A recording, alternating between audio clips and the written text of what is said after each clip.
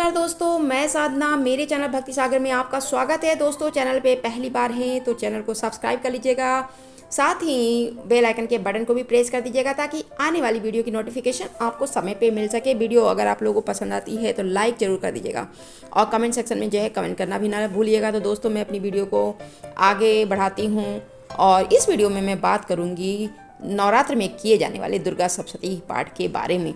दोस्तों, नवरात्र में दुर्गा सप्तशती का पाठ करने से जो है विशेष फल की प्राप्ति होती है और ऐसी मान्यता है कि नवरात्र में रोजाना दुर्गा सप्तशती का पाठ करने से माता दुर्गा जो है प्रसन्न होती हैं और व्यक्ति को धन धान्य मान सम्मान और सौभाग्य का आशीर्वाद देती हैं। लेकिन दुर्गा सप्तशती के पाठ का आपको पूरा लाभ मिले, इसके लिए आपको कुछ नियम जान लेना चाहिए। दुर्गा सप्तशती पाठ करने के दौरान शुद्धता का पालन करना बेहद जरूरी हो, तो कुशा के आसन पे या ऊनी आसन पर बैठकर करना चाहिए। साथ ही दुर्गा सप्तशती का पाठ करते वक्त जो है हाथों से पैर का स्पर्श नहीं होना चाहिए। दुर्गा सप्तशती का पाठ शुरू करने से पहले पुस्तक को लाल कपड़े पे रखकर अक्षत और फूल चढ़ाना चाहिए और जब सारी पूजा पाठ हो जाए तो उसके बाद ही जो है इस किताब को पढ़ना चाहिए।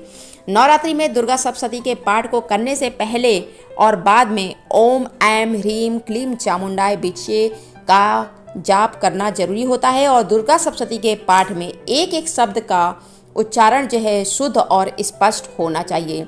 इसके शब्दों को उल्टा पुल्टा नहीं बोलना चाहिए और दुर्गा सप्तशती को जो है पढ़ते समय जो है बहुत जोर से या धीरे धीरे से पाठ इसका नहीं करना चाहिए। इस तरह से जो है जो भी पढ़ें उसका एक एक शब्द जो है स्पष्ट सुनाई देना चाहिए। और अगर आपको संस्कृत नहीं आती है तो आप हिंदी में दुर्गा सप्तशती का पाठ कर सकते हैं, लेकिन जो भी पढ़े वो सही तरीके से और स्पष्ट तरीके से पढ़ें। दुर्गा सप्तशती का पाठ करते समय जमाई नहीं लेना चाहिए। मन में हमेशा शांत, मन को आपके हमेशा शांत और स्थिर करके पढ़ना चाहिए। अगर आपके पास समय नहीं है तो आप सिद्ध कुंचिका स्रोत का पाठ कर सकती हैं और मैया से अपनी पूजा स्वीकार करने के लिए प्रार्थना करिए।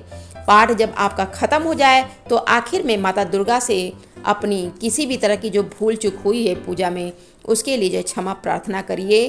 शक्ति की साधना के लिए दुर्गा सप्तशती के 13 अध्यायों का विशेष महत्व है। इस पाठ में महाकाली, महालक्ष्मी और महासरस्वती की महिमा का वर्णन है।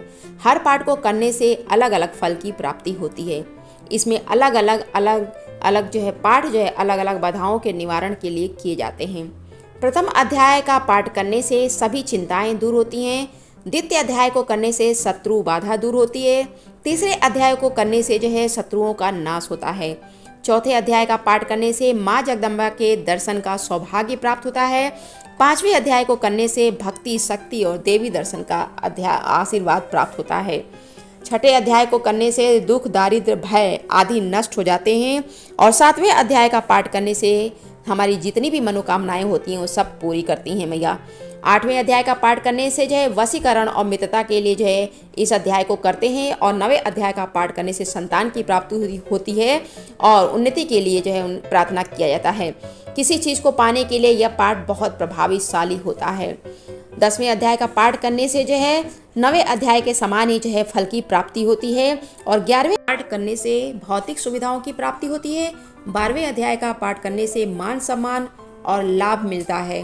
13वें अध्याय का पाठ करने से मोक्ष और भक्ति के लिए जो है ये जो है अध्याय किया जाता है। दोस्तों, दुर्गा सप्तशती का पाठ करने के नियम और उससे होने वाले फायदों के बारे में इतना ही। तब तक के लिए धन्यवाद।